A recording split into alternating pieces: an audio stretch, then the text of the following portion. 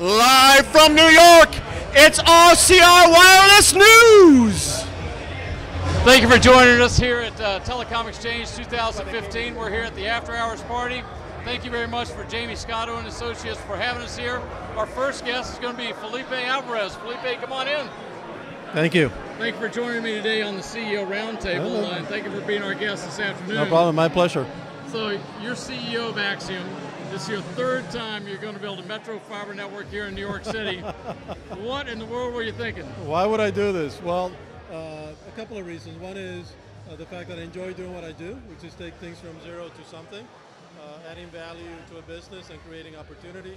The other part is that we see a lot of demand for fiber, especially nascent now, but the bandwidth demands of wireless, as well as some of the additional wireline or fiberized demand. I mean, we see a huge opportunity to build something new and deliver it in a different way.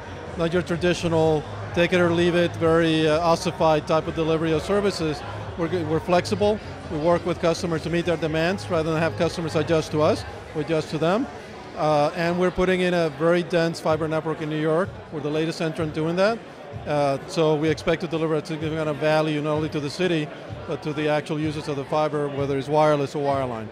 And during our panel today, you talked about the regulatory framework here in town. The franchise agreement that you have was not really conducive to building a dense network. What do you mean by that? It's very simple. The actual process and structure of the franchise has been simplified over the last few years. So it's a fairly straightforward thing, very easy to do. In a way, it takes time and money, but you can do it. The issue is that the city doesn't incent you to deploy a significant amount of fiber. You pay the same rate whether you deploy a small network or a very large network. So in light of the city's drive to increase fiber penetration to enable deeper broadband penetration, commercial and residential users, essentially, it would make sense to incent you to deploy more rather than have a linear structure where if I deploy 1,000 feet, it costs me the same per foot as if I do 1,000,000 feet. So that's what I'm talking about when the economics don't incent you to do that. And what organization within the city controls that decision-making process, and are you starting to see them maybe look at the franchise agreement a different way? It's called Do It, which is the Department of Information and Technology, Transportation Information and Technology. They're looking at it. I think the city has a very complex problem. I recognize that. They have franchises that are 20 years old, 30 years old. They have franchises in between, and they have the new structure, which is what I think, which makes sense from a structural perspective. My complaint is the rates, right? And I think the city's addressing it by making all of the franchises coterminous at a few years down the road, and I think they'll reveal a new structure. So they have a very complex problem to solve, but at the same time, I'm here to deliver fiber. Make it easier for me to do so because it benefits the city, the economics of the city, and it makes everybody happy if there's fiber available everywhere. Now, the other comment you made was you're trying to put as much conduit and as much fiber as you can underground. You mentioned that there are certain parts of the city where there was just so congested you really couldn't get any more conduit through. Is that a result of active conduit and fiber being used, or is there starting to be a lot of abandoned fiber that's just not being audited anymore?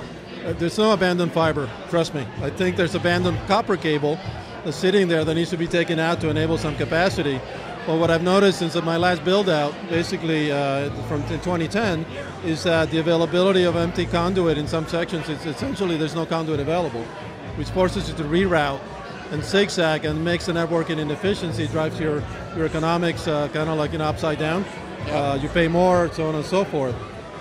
So I think it has been deployment of not really new entrants, it's existing entrants that have been putting additional fiber in, combined with, honestly, Verizon not taking that copper cable out. It's easier for them, and there's no incentive for them to take it out either. I mean, they leave it in place. It's usually the conduit that's sitting 3 feet underwater at the bottom of the manhole. Nobody wants that, but if that's the only path available, I mean, we'll take it. Okay, so now you're building undersea, underwater cable networks here in Manhattan. We'll be done in scuba gear and going down there to do that, yes. Okay, we talked about mobile video and the impact it's having on your business. Are you really seeing it? Where's the demand coming from for the insatiable demand for fiber capacity in the city? Is it mobile video, or is it coming from other places? It's multiple factors. I think video is sort of like the, this is the narcissistic view of the world, I guess. I got to take a selfie and send it somewhere to somebody. So that's pushing the demand on the wireless edge.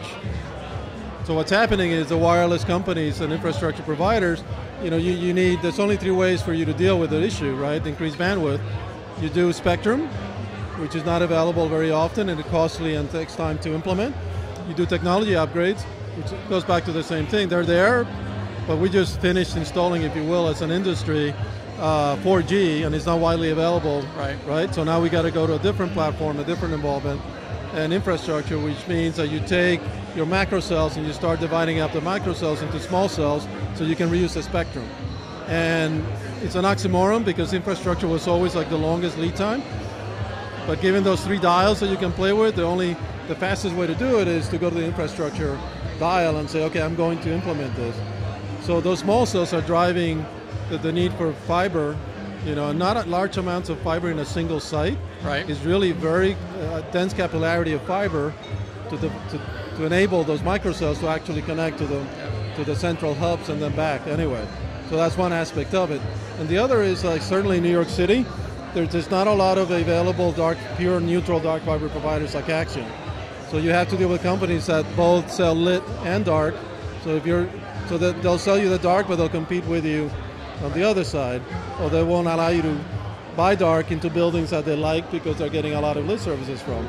So we enable competition basically, and I think that's another demand driver that we see in the marketplace. So you're selling dark fiber as well, or you selling pure dark fiber? Pure dark fiber. Pure dark fiber. Got it. Yes. And how would you characterize your customers? Who's buying from you? It's at the moment. I mean, we're seeing a lot of demand from what we call unified comm companies. Yep. They bundle internet access, voice, cloud services, hosted, but they target the SMB market. They target the middle to small business owner in what I call a Class B, Class C type of real estate, traditionally called that. These are smaller buildings that don't have a lot of competitive access providers. So we see a lot of demand for that. We're seeing demand for companies that co-locate, and they carry hotels and data centers, and they need essentially very long cross connects, dark fiber cross connects, to get from point A to point B. And ultimately, we also starting to see demand engaging with private network builds, which we can design, build, and implement and operate for someone. And this is now you're talking about larger healthcare institutions, financial institutions, a little more sophisticated in scope type of operation. Well, Felipe, thanks for joining us today. Thank you. My pleasure. This is Jeff Mucci from RCR Wireless News here at the 2015 Telecom Exchange at Cipriani's in Wall Street. Thank you.